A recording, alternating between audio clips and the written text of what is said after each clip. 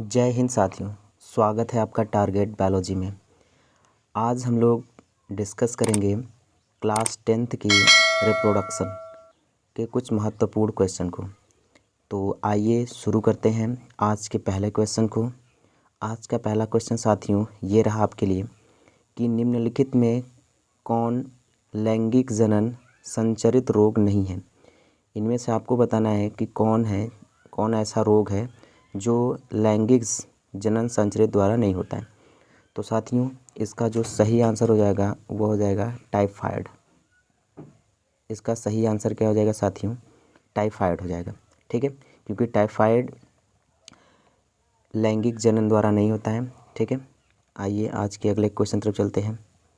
अगला क्वेश्चन क्या कह रहा है साथियों? कह रहा है कि नर तथा मादा युग्मक के संयोजन से क्या बनता है। आपको बताना है कि नर तथा मादा युग्मक के संयोजन से क्या बनता है। तो साथियों इसका जो सही आंसर हो जाएगा वो हो जाएगा जाइगोट बनता है। ठीक है, जाइगोट यानी युग्मनज बनता है जब नर तथा मादा युग्मक आपस में मिलते हैं तो। ठीक है, आइए आज के अगले क्वेश्चन तरफ चलते हैं। अगला क्वेश्चन क्या कह रहा है साथियों? कह रहा है कि निम्नलिखित में कौन सा भाग केवल पुरुष जननांग में पाया जाता है। आपको 4 ऑप्शन दिए गए हैं, इनमें से आपको बताना है कि ऐसा कौन सा भाग है जो केवल पुरुष के जननांग में पाया जाता है। तो साथियों जो इसका सही आंसर हो जाएगा वो हो जाएगा शुक्रवाहिका। जो शुक्रवाहिका होती है यह पुरुषों के जननांग में पाई जाती है। आइए अगले क्वेश्चन तरफ। पूछ रहा है कि बीजांड की दीवारें मोटी होकर बनाती हैं। बीजांड की दीवारें मोटी होकर क्या बनाती हैं? आपको बताना है बीजांड अंडाशय के अंदर पाया जाता है। ठीक है साथियों, तो ये बनाता है बीजावरण बनाता है। ठीक है, यानी बीज के चारों तरफ जो आवरण होता है उसे बनाता है। ठीक है साथियों, आइए अगले क्वेश्चन की तरफ चलते हैं। अगला क्वेश्चन कह रहा है कि निषेचन के फलस्वरूप अंडाशय की दीवारें बनाती हैं। निषेचन के फलस्वरूप अंडाशय की दीवारें क्या बनाती हैं? तो साथियों इसका सही आंसर क्या हो जाएगा? इसका सही आंसर हो जाएगा फल बनाता है। क्या बनाता है साथियों? फल बनाता है। ठीक है, आइए अगले क्वेश्चन की तरफ चलते हैं। अगला क्वेश्चन कह रहा है कि निषेचन की क्रिया किस जीव में मुख्यतः होती है। आपको बताना है निषेचन की क्रिया किस जीव में मुख्यतः होती है। ठीक है साथियों, वैसे जनरली सभी में होती है, लेकिन हम यहाँ पे ऑप्शन देंगे पुष्पी पादपों और जंतुओं में। ठीक है साथियों, आइए अगला क्वेश्चन की तरफ चलते हैं। अगला क्वेश्चन क्या कह रहा है हमसे? कह रहा है कि पुंकेसर के अग्रभाग को क्या कहते हैं। आपको बताना है कि पुंकेसर के अग्रभाग को क्या कहते हैं। ठीक है, एक बार ऑप्शन चेक कर ले रहे हैं। क्या वर्तिका कहते हैं, क्या परागकोश कहते हैं, वर्तिकान कहते हैं या पराग नली कहते हैं।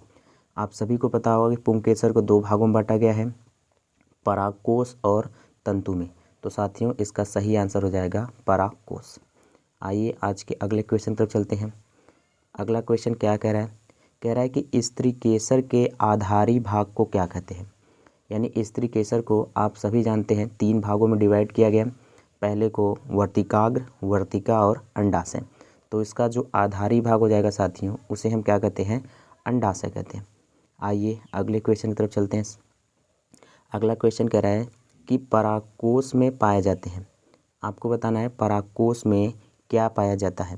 ठीक है साथियों, तो परागकोश में किसका निर्माण होता है? तो परागकण का निर्माण होता है। ठीक है, आइए आज के अगले क्वेश्चन तरफ चलते हैं। अगला क्वेश्चन क्या कह रहा है? कह रहा है कि किस प्रकार के जनन में जनक के शरीर से कलिकाएं निकलती हैं। ठीक है साथियों, आपको बताना है कि किस प्रकार के जनन में जनक के शरीर से कलिकाएं निकलती हैं। ठीक है, तो साथियों उस जनन को हम कहते हैं मुकुलन, और जो कलिका निकलती है उसे कहते हैं मुकुल कहते हैं।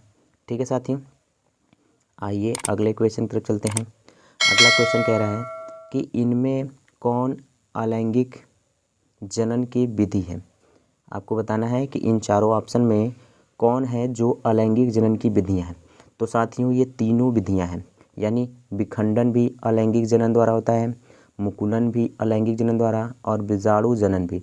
यानी इसका जो सही आंसर हो जाएगा ये सभी। ठीक है, आइए अगले क्वेश्चन पर चलते हैं। पूछ रहा है जनन कितने प्रकार के होते हैं। ठीक है, तो साथियों जनन जो होता है आप सभी जानते हैं 2 प्रकार के होते हैं, अलैंगिक जनन और लैंगिक जनन। ठीक है, आइए अगले क्वेश्चन की तरफ चलते हैं। अगला क्वेश्चन कह रहा है कि वह प्रक्रम जिसके द्वारा जीव अपने जैसे संतानों की उत्पत्ति करता है कहलाता है। आपको बताना है कि वह प्रक्रिया जिसके द्वारा कोई जीव अपने जैसे संतान को उत्पन्न करता है क्या कहलाता है। तो साथियों उस प्रक्रिया को हम कहते हैं जनन। ठीक है, आइए अगले क्वेश्चन तरफ चलते हैं। अगला क्वेश्चन क्या कह रहा है, कह रहा है कि निषेचन क्रिया के पश्चात युग्मनज से बनता है। आपको बताना है कि निषेचन के पश्चात युग्मनज से क्या बनता है। तो साथियों युग्मनज से भ्रूण बनता है। ठीक है, आइए अगले क्वेश्चन तरफ चलते हैं। अगला क्वेश्चन क्या कह रहा है, कह रहा है कि मादा में गर्भकाल का समय होता है, यानी मादा का गर्भकाल का समय कितना होता है। तो साथियों मनुष्यों में गर्भकाल 9 माह का होता है। ठीक है, और आपको एक क्वेश्चन है, आपको बताना है कि किस प्रकार के जीव की मादा में सबसे लंबा गर्भकाल होता है। कमेंट में करके बताइएगा कि किस प्रकार के जीव में सबसे लंबा गर्भकाल किस मादा में होता है। ठीक है साथियों, आइए अगले क्वेश्चन तरफ चलते हैं। अगला क्वेश्चन कह रहा है कि मादा जनन तंत्र में दोनों अंडवाहिकाएं संयुक्त होकर एक लचीली थैलेनुमा संरचना का निर्माण करती हैं, जिसे क्या कहते हैं।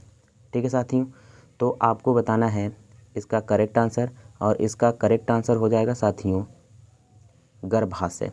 ठीक है, क्योंकि दोनों अंडवाहिकाएं मिलकर गर्भाशय का क्या करती हैं, निर्माण करती हैं। आइए आज के अगले क्वेश्चन तरफ चलते हैं। अगला क्वेश्चन कह रहा है कि गन्ना, गुलाब एवं अंगूर के कृषि में किस जनन विधि का उपयोग करते हैं। ठीक है साथियों, तो आपको इसका आंसर पता ही होगा। ठीक है, कायिक विधि का क्या किया जाता है, प्रयोग किया जाता है। ठीक है, और कायिक विधि में किस विधि का प्रयोग किया जाता है, तो कलम विधि का प्रयोग किया जाता है। ठीक है साथियों, आइए अगले क्वेश्चन तरफ चलते हैं। अगला क्वेश्चन कह रहा है कि पुष्प का कौन सा भाग परागकण बनाता है।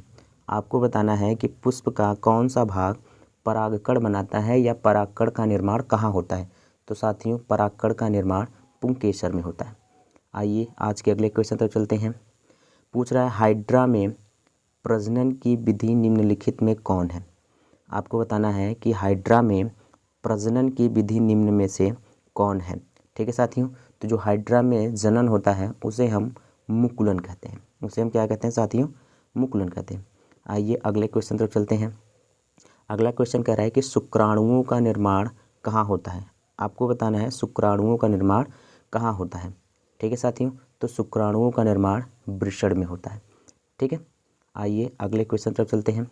अगला क्वेश्चन कह रहा है एक लिंगी पुष्प का उदाहरण है। ठीक है, एक लिंगी पुष्प का उदाहरण है। तो साथियों एक लिंगी पुष्प का जो उदाहरण है वह है पपीता।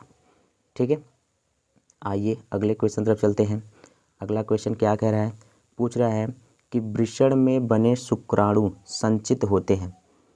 आपको बताना है कि वृषण में बने शुक्राणु कहाँ संचित होते हैं।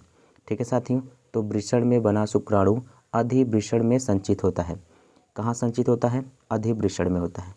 ठीक है साथियों, आइए आज के अगले क्वेश्चन तरफ चलते हैं। अगला क्वेश्चन कह रहा है कि मनुष्य में निषेचन के फलस्वरूप बनता है।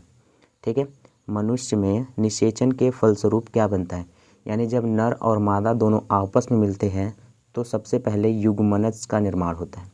ठीक है, आइए अगले क्वेश्चन पर चलते हैं। अगला क्वेश्चन क्या कह रहा है, कह रहा है कि स्त्रियों में अंडाशय की संख्या कितनी होती है। ठीक है, स्त्रियों में जो अंडाशय की संख्या होती है साथियों वो कितनी होती है आपको बताना है। ठीक है, बताइए साथियों स्त्रियों में अंडाशयों की संख्या कितनी होती है। तो इसका जो राइट आंसर हो जाएगा वो 2 होता है। ठीक है साथियों, आइए अगले क्वेश्चन तरफ चलते हैं। अगला क्वेश्चन क्या कह रहा है, अगला क्वेश्चन कह रहा है कि मनुष्यों में नर जननांग निम्नलिखित में कौन है। इनमें से बताना है कि नर जननांग कौन है।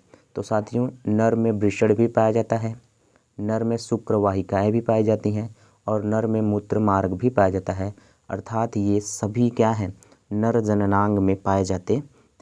ठीक है, आइए अगले क्वेश्चन तरफ चलते हैं। अगला क्वेश्चन कह रहा है कि स्त्रियों में यौनारंभ के लक्षण हैं। आपको बताना है कि स्त्रियों में यौनारंभ के क्या क्या लक्षण हैं।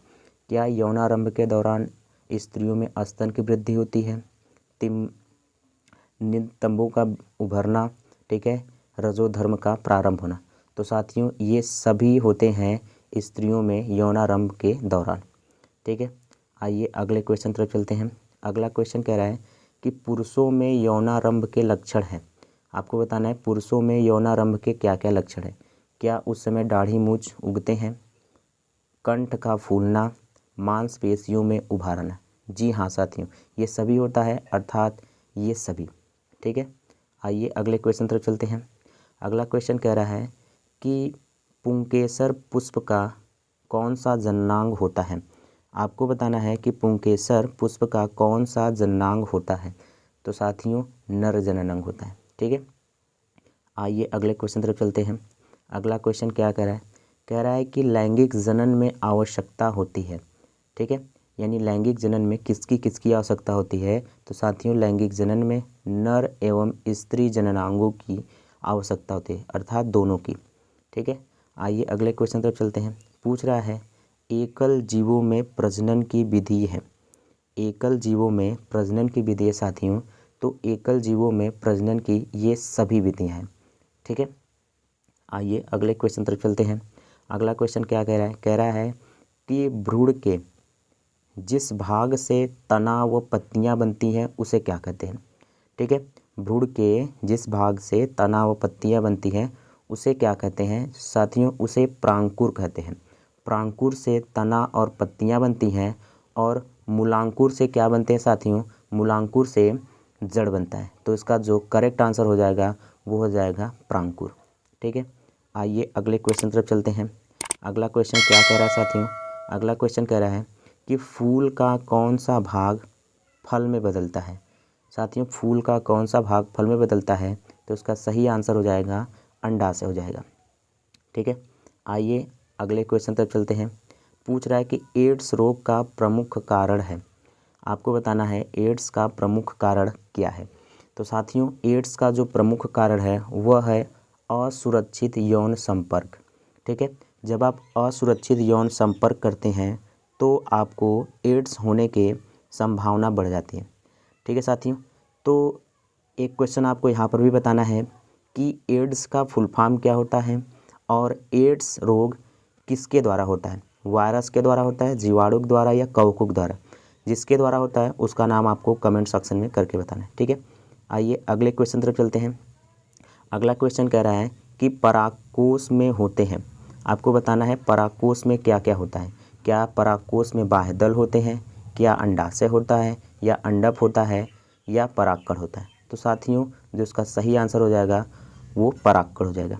आइए अगले क्वेश्चन तरफ चलते हैं। अगला क्वेश्चन क्या कह रहा है, पूछ रहा है कि निम्न में से कौन मानव में मादा जनन तंत्र का भाग नहीं है। इनमें से कौन मानव में मादा जनन तंत्र का भाग नहीं है। तो साथियों इसका सही आंसर हो जाएगा शुक्रवाहिकाएं। यह नर में पाया जाता है और बाकी अंडाशय, गर्भाशय और डिंबवाहिनी ये मादा में पाई जाती है। आइए अगले क्वेश्चन तरफ चलते हैं।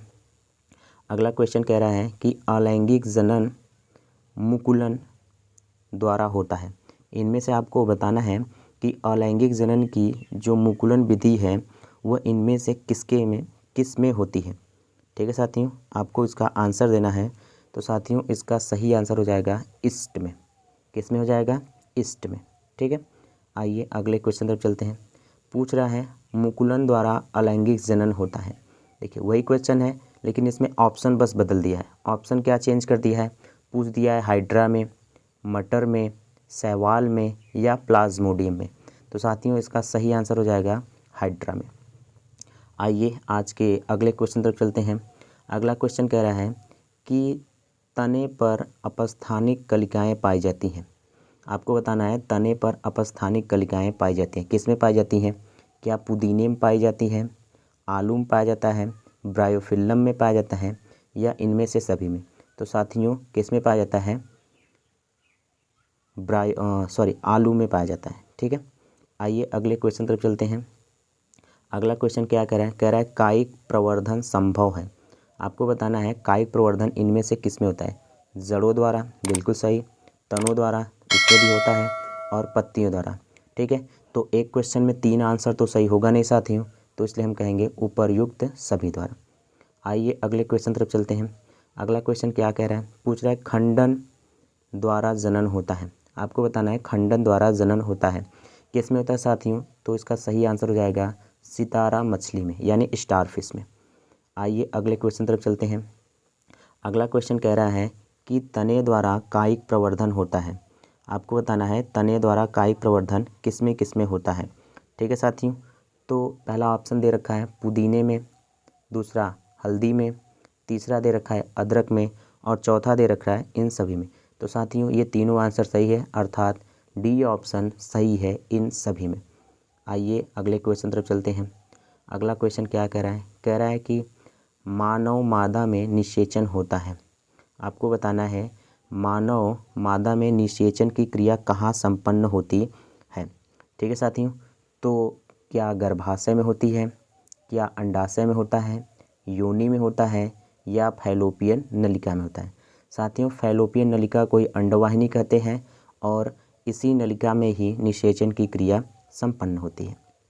ठीक है, आइए अगले क्वेश्चन की तरफ चलते हैं। पूछ रहा है ब्रायोफाइलम के कौन से भाग में कायिक प्रवर्धन होता है। ठीक है, तो जो ब्रायोफाइलम होता है उसके पत्तियों में कायिक प्रवर्धन होता है। ठीक है, आइए अगले क्वेश्चन तरफ चलते हैं। अगला क्वेश्चन क्या कह रहा है, पूछ रहा है कि निम्न में से किस जीव में बहुविखंडन होता है। आपको बताना है कि निम्न में से किस जीव में बहुविखंडन होता है साथियों, तो बहुविखंडन अमीबा में होता है। ठीक है, किस में होता है साथियों, अमीबा में होता है। आइए अगले क्वेश्चन तरफ चलते हैं।